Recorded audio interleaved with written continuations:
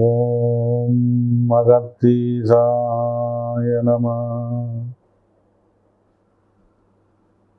குடலிலே குறிப்பாக மலச்சிக்கல் காரணமாக ஏற்படக்கூடிய ஒட்டுண்ணிகள், உருண்டைப்புழு, தட்டைப்புழு, நாடாப்புழு, கொக்கிப்புழு, அமீபியா போன்ற ஒட்டுண்ணிகள், பாராசைட்ஸ் என்று சொல்லக்கூடியது. இப்போ பின்வாம்னு சொல்லக்கூடிய கொக்கிப்புழு. இந்த பின்வாம் என்ன பண்ணும் நல்லா தெரிஞ்சுக்கோங்க. இப்போ ஒருத்தருக்கு ரத்தம் ஒரு 13 கிராம் 14 15 கிராம் இருக்கணும். ஆனால் 8 கிராம் தான் சார் இருக்குது ரத்தம், 7 கிராம் தான் சார் இருக்குது ரத்தம் அப்படின்னு சொன்னால் ரத்தம் குறைவதற்கு என்ன காரணங்கிறத முதல்ல தெரியணும். உடனே நீ பேரிச்சம்பழத்தை சாப்பிடு, அத்திப்பழத்தை சாப்பிடு, இல்லை அயன் சத்துக்களை சாப்பிடணும் எல்லாருக்கும் நல்லா சொல்ல தெரியுதே ஒழிய ஏன் குறைஞ்சதுன்னு யார் கண்டுபிடிச்சான்?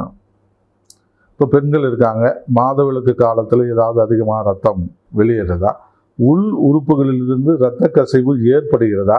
அப்படி உள் உறுப்பிலிருந்து இரத்த கசிவு ஏற்படுத்தால் மலம் கழிக்கக்கூடிய நேரத்தில் கருமை நிறமாக போகும். இப்போ ரத்தம் ஏன் குறைந்தது? அப்போ நம்முடைய உணவில் அயன், இரும்பு சத்து இல்லை, ஒரு காரணமாக வச்சுக்கோங்க. எல்லாம் நல்லா சாப்பிட்றோங்க, எங்கள் வீட்டில் பஞ்சமே கிடையாது, அவ்வளவு இருக்கு, எல்லாம் சாப்பிட்றோம், ஆனால் ரத்தம் மட்டும் ஏறலை. இதுக்கு என்ன காரணமாக இருக்கும்? இங்கே தான் கொக்கிப்புழு இருக்கும், பின்வாம். இந்த கொக்கிப்புழு என்ன பண்ணும்?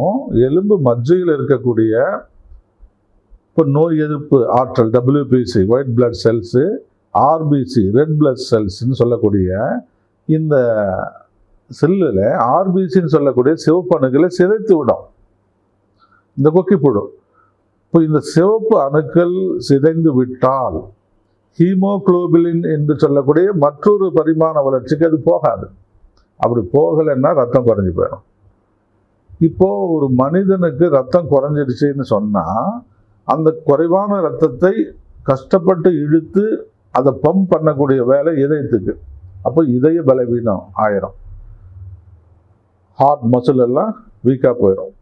அப்போ ஒரு கொக்கிப்புழுவினால் ஒருவன் இதய நோயாளி ஆகுகிறான். பார்த்துக்கோங்க, கண்ணுக்கே தெரியாது, ஆனால் இரத்த சோகையோடவே இருக்கிறாங்க அப்படின்னு சொன்னால் அவங்க எதிர்காலத்தில் இதய பலவீனமான நோயாளியாக மாறிவிடுவார்கள். அப்போ இரத்த சோகை இருக்குதுன்னு சொன்னால் இன்னர் ப்ளீடிங் ஏதாவது இருக்குதா?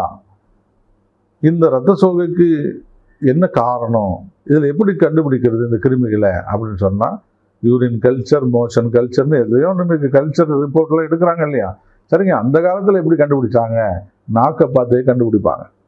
நாக்கில் புள்ளிகள், கரும்புள்ளிகள் இருந்தால் நிறைய பேர் நினச்சிக்கிறாங்க அது மச்சம்னு. எனக்கு கருநாக்கு, நான் சொன்னால் பழிக்கும், ஒன்றும் இல்லை, அது கிருமி. அது கிருமி இருக்கிறத நாக்கு அடையாளம் காட்டுது. அது கருநாக்கு, நான் சொன்னால் பழிக்கும், எனக்கு மச்ச நாக்கு நாம் நினச்சிக்கிட்டோமோ அது நம்முடைய தவறு தானே, நம்முடைய அறியாமை தானே. ஆட்டோ இம்யூன் டிசார்டர்ஸ் கேள்விப்பட்டிருக்கீங்களா? இதெல்லாம் அதனால் ஏற்படும். ஆக இரத்த சோகை ஏற்படுகிறதுன்னு சொன்னால் அதுக்கு இந்த கொக்கிப்புழு காரணமாக இருக்கும், பின்வாமை.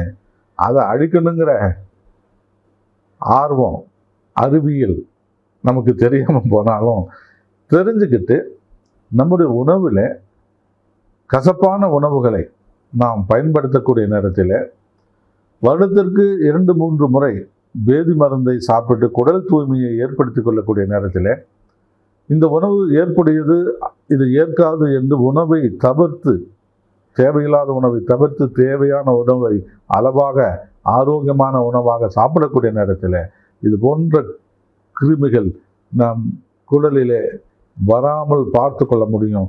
சிறு குழந்தைகளாக இருந்தாலும் பெரியவர்களாக இருந்தாலும் இது கிருமி கூட்டம். ஒரு விஞ்ஞானி சொல்றாரு, இந்த உலகமே பூச்சிகளுடைய உலகங்கிறாரு. பூச்சிகளுடைய உலகத்தில் தான் நாம் இருக்கோங்கிறோம். ஆனால் நமக்குள்ள இருக்கக்கூடிய பூச்சிகள் எண்ணற்ற விளைவுகளை செய்யும்.